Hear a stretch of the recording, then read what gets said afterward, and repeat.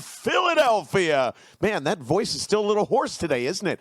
We got 11 days or 10 days, I guess, to rest that bad boy up, get it ready for the Super Bowl. John Barchard, Vince Quinn, Taylor Kredatus. We're all from home again because, exactly that. And I don't know if you guys knew this. This was the only weekend that Carrie had available for the last 6 months of football. So I'm riding solo with all 3 children, and I value these conversations deeply. Vince Quinn, how are you, sir? Yeah, it's peaceful in here. I'll tell you that as a guy with no kids or pets, it's very peaceful in here. So I'm feeling good. I think Julian Love sucks, and I want to yell at him. But other than that, I am also peaceful like my apartment. I hate to do this on such a great episode, last episode, when we're sitting here going all this doubt is coming in, and this is not doubt for me. So I just to clarify and just to get all these caveats out of the way and say all this thing. Where are you going? Okay, so Julian Love comes on Good Morning Football, in case you didn't know. Kyle Brandt just sticks his nose in there beautifully like he does and asks the real questions, which is why I like him. And he's in Vegas, and he goes to Julian Love, and there's just do you like this whole aggressive thing from Nick Sirianni? He has this PC answer at first, and then here's the other quotes he says. Feels like he's in for a free ride, that Nick Sirianni. Hates the fact that he does all the head nodding, as Vince Quinn demonstrated, and all that other stuff throughout the show. Also says he's not getting in the way of his team, and that's his best asset right now. And I'm not... Because here's 2 things I think right away. One, it's bullshit because Nick Sirianni's been building this for 2 years now. And no one's really giving him credit for the first year, nor any of the wins this year, which is great. Mm-hmm. Second thing that pops into my mind, is he wrong? God damn it.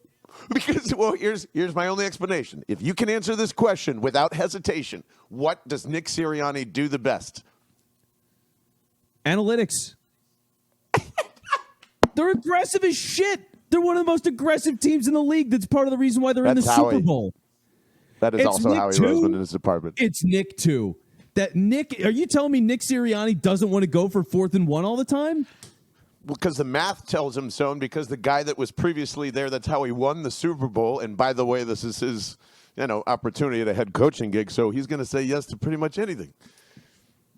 It works. That's the top thing for me is he's just super aggressive, and that's his personality with it. And the second thing is it's the culture that he's built, and I think that's really important to talk about with this guy. I mean, he let go of being the young play calling head coach. Like you see Mike McDaniel, that's his thing, that's his big niche. More on that bastard later. But for now, Sirianni gives that up. He empowers other guys. He lets this whole thing grow, and he's open to ideas. I think that's really important, especially as a young guy when all the inclinations usually are like, this is my thing. I need to put my stamp on this and all that kind of stuff. He's just like, no. We're going to listen to a lot of different people. We're going to build this thing together, and I just know what my role is in this. I'm going to manage things on game day, and it works. It really works. So I think it's ridiculous. I think Sirianni is plenty valuable to this team.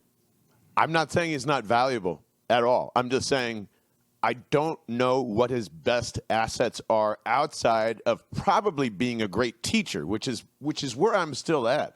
I would say he's one of the best teachers that they have. But when it comes to game planning, right, long term, I don't know. There's been some blimps on the radar where you're going, and we've even said out loud, this does not look like a game plan for Jalen in some forms. There's some misfires. I've thought it's Shane. Maybe it's a mix of him. But, here are the best things that are going for this Philadelphia Eagles team. The offensive line is fantastic. You also have the run game coordinator in Jeff Stoutland, who's pulled off some pretty incredible shit, including all the counters and stuff that they run. He knows that crew inside and out. The core of this, Jalen's legs, we've talked about forever, a great rotation, AJ and Devontae and all that stuff. You could even argue it's a little Tennessee Titans, except it's way more advanced than that because they can take deep shots down the field all the time. I don't see where Stoutland, Hurts, and Howie Roseman are greater or equal to Nick Sirianni, Shane Steichen, and Gannon. You see what I'm saying? I do think there is a little, okay, let's just get out of the way. If we do believe, and Gannon's staying too, which we have to get into, but all of this coaching staff, I believe is not as valuable as the three guys that I just mentioned. Is that fair? And the other question I have for you, is this good coaching or not? Because that's where I'm trying to make this. They were 14-3 in the regular season. Is this good coaching or not? No. Not what I mean. I mean, what Julian Love is describing.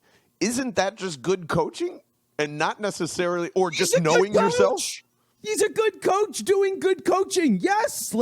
Yes. I can't take anything away from the guy for being 14-3. How many times could teams have a great roster and tank because the coaching sucks?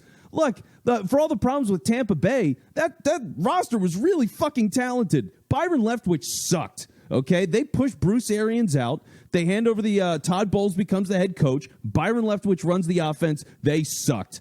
That's Byron Leftwich's fault. That's the problems of coaching for me. And look, the Russell Wilson thing with me is complicated, but Nathaniel Hackett sucked ass, okay? That guy was brutal. He's going to make the Jets brutal in a great window for them. Coaching matters. Mike McCarthy and the way things fell apart at the end and how they're gripping onto him. Like, that coaching matters. He hasn't blown this. He's never cost them games. And that's a great thing. I mean, how many times do we talk about, like even for 2-minute drills? I get mad at Sirianni for clock management in game. If you're watching the live streams, I'm like, what the fuck is he doing here with this and that? But you know what? They still end up getting field goals and touchdowns. It's not like he's actually made mistakes like that. So analytically, the game management stuff, he's good with that. It works. They make adjustments usually at halftime when they have to. I don't know. I mean, is he one of the greatest coaches in the league? I can't quite give him that yet, but the guy's a really good coach right now. I mean, he's been stellar. Yeah, I'm not suggesting that he hasn't done a fantastic job. But I also completely agree with most of what Julian Love said. Like, it's just he's staying out of the way. He's letting his playmakers go and do his thing. He's letting that suggests a lot of things to me, though. That's just like, I don't want just a Tom McCarthy here, and I don't think he is, because again, he's more the big brain guy. And so is Jonathan Gannon, and they're both going to stay here. Those two guys are going to stay here for the foreseeable future.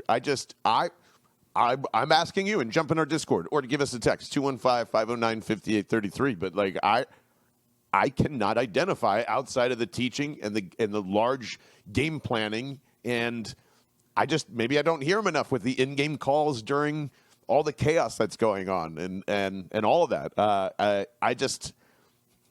I don't know what to make of Nick Sirianni other than I like him. I love his attitude, and he gets the fact to say "fuck you, I win" like every, So 14 times, 16 times now this year. Yes, and we'll get to it in on the next episode for sure. But I think that's why when everybody's looking at this matchup, and they're looking at Andy Reid and they're looking at Nick Sirianni, and they're going, you got to be fucking kidding me. If you flip this, maybe Andy Reid goes undefeated or whatever it is. And I know that's creeping into everybody's mind. And all of this is just to say, Julian Love might be right, and it doesn't fucking matter anyway, because this is just good, another little inkling of fuel to put on the fire. Great. Nick Sirianni is just this pacifist bullshit, doesn't really care about anything and lets everybody else handle it, and he's just there to be a cheerleader on the sideline. Great. I love that, because it's going to make the loss even worse. So I don't know what you guys think about it personally. I just like people talking and disrespecting the team as much as possible, and that's going to not stop if you've watched any 49ers fans speak or twit anything this week. Yeah, but the one thing that is staying, we kind of passed right by it this week, but Jonathan Gannon is going to hang out, and unfortunately Vic Fangio just accepted a job to go hang out with the Miami Dolphins, which makes me really disappointed in that. But how he didn't do the job, how he couldn't get it done, and I don't know, man. I still think that Gannon and Steichen were supposed to be here short term, and now Gannon's going to hang around, and he's putting on his smiley PR face of I've decided to stay here, when it's just actually the Texans and Broncos totally turned me down, and Sean Payton is demanding $17 million, and D'Amico Ryans is a little better than I am. Sorry, but was that the plan, or was that what you wanted? No, that's I wanted him to leave, and I wanted Fangio to just slide right in there, and I think that's in a world of if you don't have Vic, I'd rather hang on to Gannon, and this is fine. But I don't know your thoughts. I know I feel like Howie Roseman's a little disappointed he didn't get the gig. Yeah, maybe. And look, Fangio stuck around for quite a while, so I would figure he was interested in the Eagles' job, which of course he would be. I mean, the team's good. He's helped build it this year, and he could slide right into the job. Like, that's an easy thing to do. So now that he's not, he's going to Miami. Yeah, clearly that hinged on Gannon, and Gannon just couldn't get the gig, which is fine. I mean, I think D'Amico Ryans is a better hire anyway. So it is what it is. But here's the thing that I will say about Gannon is they didn't lose both guys. They didn't lose Fangio and Gannon. I think that is a really good place to be. And they got a lot of decisions to make, man. I mean, like the Reddick signing was killer, okay? That obviously worked to perfection, and you've got him for 2 more years after this. But all these other guys that are coming up for contracts, like, it's the whole defense. James Bradbury, Brandon Graham, Chauncey Gardner-Johnson, Fletcher Cox, Javon Hargrave, Kaiser White, TJ Edwards. That's 7 major contributors to this defense. All of those guys are up for deals now. So that's a lot of money. That's a lot of money. That's a lot of decisions. So to at least have that continuity and a guy that's been here to see them, whether these guys totally get it or not. Nakobe Dean is a big question of, like, can this guy play or not? Well, Jonathan Gannon's decision is probably going to have a lot of weight on what they're willing to pay Kaiser White and maybe even TJ Edwards to some degree. I don't know. So it's going to be interesting to see how that goes. But for that aspect of it, I'm glad Gannon's here. And even for the gripes that we have, the defense fucking rocks. They sack everybody all the time, and they're in the Super Bowl. I can't run this guy out of town. I just can't do it. So, yeah, I think this could have been a lot worse.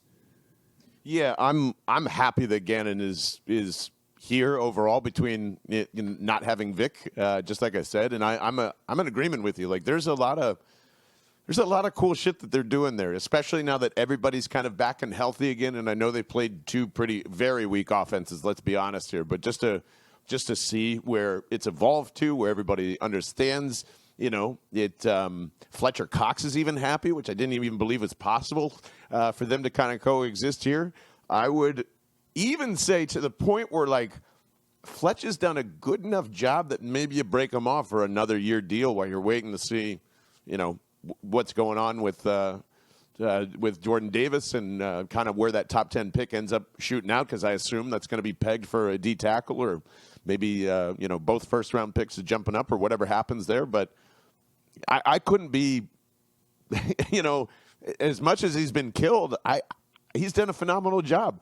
And people keep questioning the same thing there too, where I don't think it's just the talent that he has.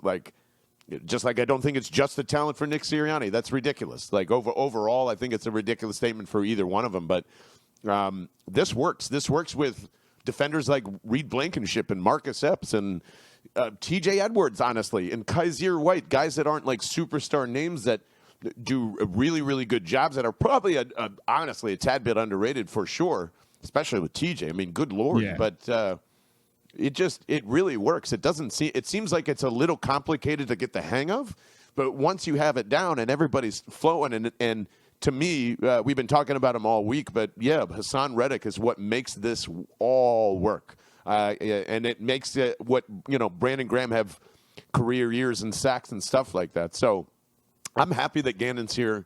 I tell you what, though, I'll be the only person that I need gone. And Jim Irsay, I don't know what I got to do, man. If it means that you need a nice sandwich from Jimmy John's down the street from where you are, or whatever chain restaurant you're a big fan of in Indianapolis, other than the JW Marriott, because I think that's just a little too expensive for my wallet. But could you please, God, hire Shane Steichen?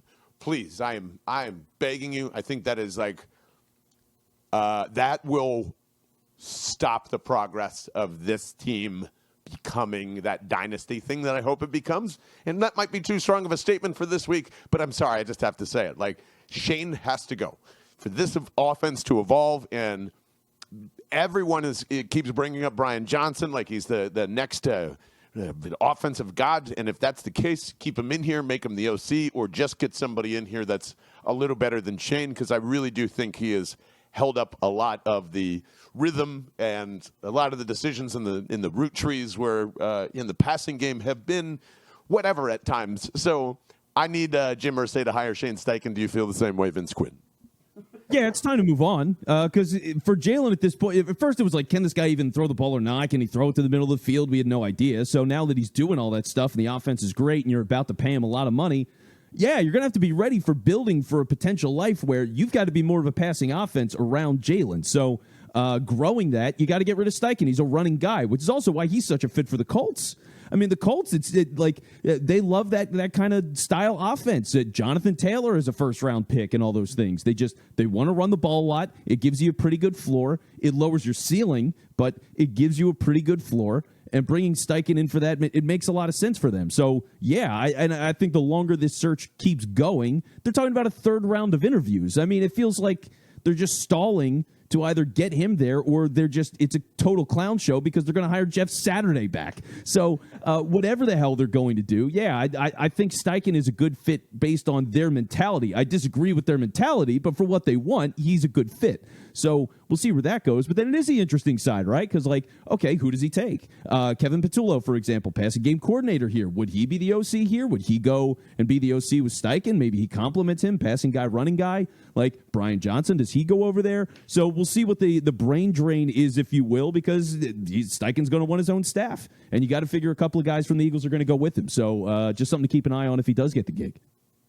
And something that I know Vince Quinn is also going to hate when it comes out of my mouth. And well, actually, it's more or less I'm going to hate what comes out of his mouth because I am very perplexed on what the Broncos did, and for some reason, Vince Quinn loves it.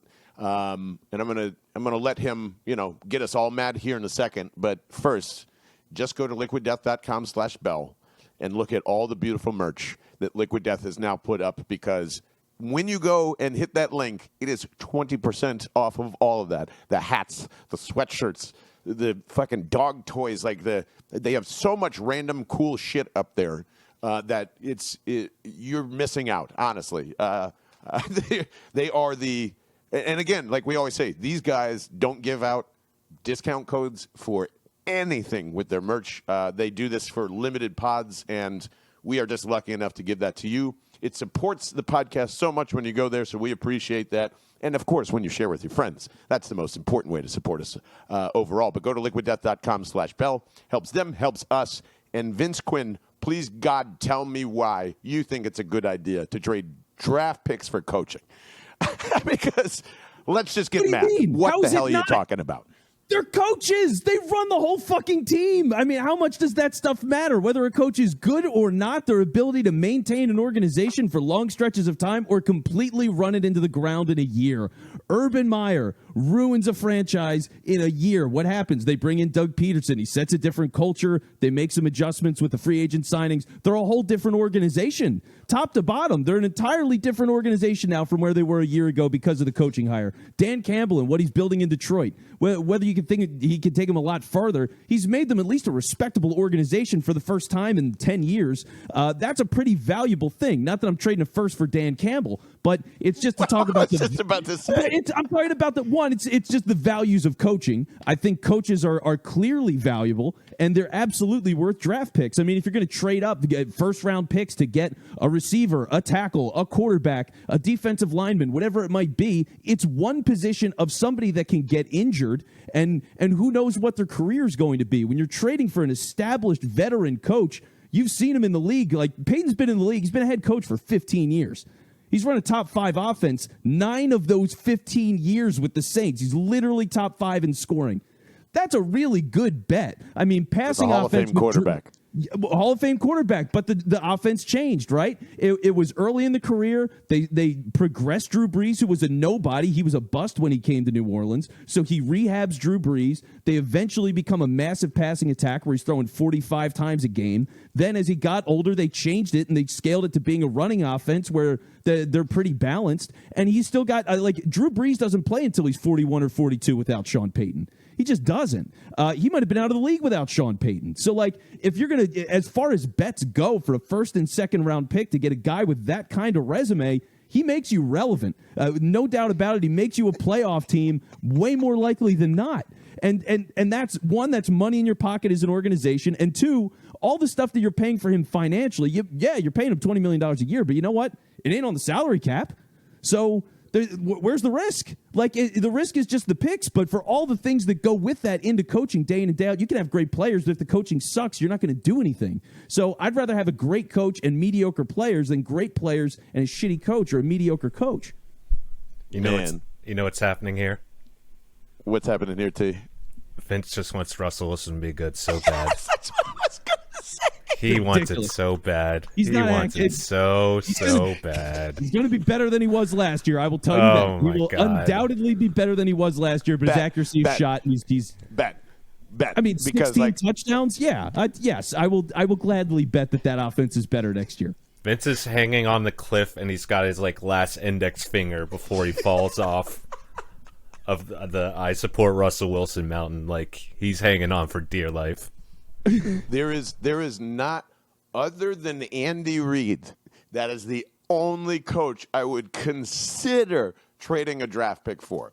That's crazy. Outside of that, you just mentioned Doug Peterson, fucking free. You just mentioned Dan Campbell, also fucking free. What the Broncos did is some Josh Harris analytic business person bullshit. That is not how you build a team anymore. They're doing this. They should be. They just burned so much money. They might as well just set $1 billion on fire, because that's what they're about to waste here between the coach and Russell Wilson and all of it. And put that in the next article of. Wasn't there an article that came out last month that was saying $500 million has been lost in executive fees and coaching hires and all this other stuff across the league? Yeah, that is not the. And speaking of Andy and Bills, though, and I'll even include the Pete's in this, that will never happen again. That era of coaching is gone when those guys go with it, because the new way to win is not through a person and their philosophy. The new way to win is through analytics, because you're removing the decision making from the coach. And he's kicking his head. I'm telling you, they are getting rid of the Sean Payton bullshit that has stopped him probably from only winning one Super Bowl. It is not how it operates anymore. Look across the league. Owners do not want a coach that thinks for himself. Owners want coaches that don't think at all and trust their analytic department and pay money to start that culture, which Nick Sirianni is currently getting criticized for. Because, hey, coach, all we want you to do is teach. And that's what a lot of this is. It is teaching somebody, then it is motivating somebody, it's managing a bunch of people at once, et cetera, et cetera, et cetera. And that sounds a lot like Tom McCarthy, but Tom actually has to know something. Mike McCarthy. Phillies announcer Tom McCarthy. I love Tom so much that it always throws in there. Sorry, Tom. Mike McCarthy has no original thoughts in his brain, where Nick Sirianni and Shane Steichen and Gannon are up talking about ball, probably like the fucking 92 Phillies, up all night drinking beers, eating stuffed crust Pizza Hut and making everybody mad, and thinking of what fits into what the analytical department is telling me to do. And if you don't know that by now, that has been happening since 2016. John Harbaugh even said, fuck this, I'm done making decisions. And he was probably one of the more originators of it before it got to Doug. So, it doesn't exist anymore. And people got to stop what the Broncos are about to do is set all the money and picks on fire when they desperately need that pick to probably draft a quarterback and get him ready for Russell Wilson in 2 years. They are not thinking ahead at all. This is going to crash and burn and be worse than Gruden's exit from the Raiders. And we saw this coming in December. This is chicken shit, Broncos typical fuck up, with more money. That's all that happened here, buddy. No, that roster is really good. That defense is one of the best in the league. And yes, it is. It was factually one of the best defenses in the league this year. Then why do you need a coach? Why do you need to because their trade for a offense is coach? awful. You need an offensive coach because your defense is the only thing that can score points, unfortunately. So they've got to figure that out. They got to change things around. But like it's not just Sean Payton either, by the way, and the Broncos, because it is rare that you get a guy like that that's just off the market and or on the market, but also under contract. But if you're in a spot, it happens every year. There's 10 jobs that recycle every year. No, but those guys get fired. Sean Payton stepped away. The reason you because he was trying to play fucking dirty with Tom Brady and he got caught. So and the Saints wanted to get paid for it. It was all worked out. They wanted to pay the Dolphins. They wanted the Dolphins to pay them. It was going to work out beautifully, and they had to wait a year. That's why everybody suggested it was going to happen this year. Anyway. But to be able to get him under contract, let's be real. Do the Broncos really want him, or does he want to go to the Broncos otherwise? Probably not. So you got to do something to get him. And if you think about some of these other guys that might thinking about the dynamics of it in general with the league, like let's say, okay, once in a while this comes out of like, oh well, the Steelers maybe they're getting a little tired here of Mike Tomlin or John Harbaugh and the Ravens. Maybe at some point they're going to move on. You wouldn't trade a first-round pick to get Mike Tomlin or John Harbaugh to run this team? Fuck no. I How just said wouldn't Andy you? Reid is probably no way. That's that is crazy. your waste. It has to be on the field. Draft picks have to be on the field. They Why? can't be on the sidelines. They Why cannot be not? on the sidelines because you're overvaluing the coaching at that point when you can simply just pay somebody money that is not on the I cap. can sign and now a free agent for any position that exists. What's the difference? Because that's what the Rams did, and look at them. Oh, their ship is burning. Like, you can't just throw away a draft pick on a coach like that. You can't, especially when you're just trying to pry somebody out of retirement. Like, then make them wait. Make that drop dramatically. But they knew that the Broncos wanted him. They knew that. They just sucked the life out of him and said, if you want this guy, it's got to be this. And what did it end up being, a first and a third? It was a first and a second, and they sent Peyton in a third. Oh my God, that's just fucking ridiculous. You do bad. not right now have any room because of what you did with Russell Wilson. And now you're burning more picks and more money that like has no value for restocking that talented or most talented offense or whatever it is. Like, there's also been a ton of injuries and a running game that necessarily has not been figured out. Plus that offensive line is at this point. Like, I am sure Sean Payton will fix some things, and it won't be that. But it's not going to be much better. There's still going to be debates on toilets versus touchdowns in that town. So, like, could you imagine if Howie Roseman fucking threw away draft picks on a coach? I would be livid. If I was a Broncos fan right now, I would consider ending the podcast. That's how pissed I would be. I think it's ludicrous. You didn't have a lot of people that really wanted that job. You got to get an offensive guy. If it's an offensive league, he's had one of the best track records that you can ask for, and he's doing that with a Saints team that manages the cap like shit year in and year out. So when you get guys like Trey Hendrickson, who's playing with the Bengals now, he was a hell of a player with the Saints. They had to let him walk. That's a typical like Howie Roseman kind of target guy that's 25, 26, hits free agency, and they just let him go. Because they didn't have the ability to go and pay that guy. They were like $80 million over the cap this last offseason. So they do a terrible job of managing the books. That's not Sean Payton's fault. If anything, he made them good despite the fact they suck with managing the cap. And good for him. So yeah, I would do that. I mean, and let me ask you this one, because like you've said this a lot, talking about Andy Reid. Okay, it's 2011. And the Eagles are thinking about moving on from Andy Reid. You're going to give it one more year and see how it goes. Somebody comes offering you a first-round pick. Isn't it worth shopping him? And guys have 5 conference championships at that point. He hasn't won a Super Bowl. He's been to one. Wouldn't it be worth like shopping him? And don't you think a lot of people would pay a first-round pick to get a chance at Andy Reid? Like, I mean, if you would have done that in like 2010, maybe yes. Like, if you had the foresight to go, the rails are going to come off here. Sure, of course I would do that. But like, you also have Andy Reid, and you've known this guy for 14 years, and you know how valuable that is. And it would be weird to lock down that person. I mean, like, just to entertain it, yes, of course I would entertain it. But even then, I don't think anybody would be willing to pay a first for Andy Reid. Because, again, you can just wait it out and, like, no takers? Okay, great. And he would have I think they said reportedly he have 8 jobs open or 10 jobs ready to rock and roll. The Eagles thought that he needed a year off, and he goes, go fuck yourself. I need a year off. So that was, I think that was misread by everybody, and it was Howie taking power. It was Howie wanted power. So, like, always works out for him. First for Andy and build on that. Because, like, here's the other way I would want to see it, too, with trading coaches, trading picks for coaches. Because think about this, right? Like, one of the things that you can't do in the league is trading, like getting an offensive coordinator and hiring him away to be your offensive coordinator. Teams can block that. So why not add picks into the equation? I don't think that's true anymore, by the way. I think they got rid of that rule this offseason because I was wondering the same thing when it was like Kellen Moore is interviewing for this other OC position before he got fired, and I was going, well, that's weird.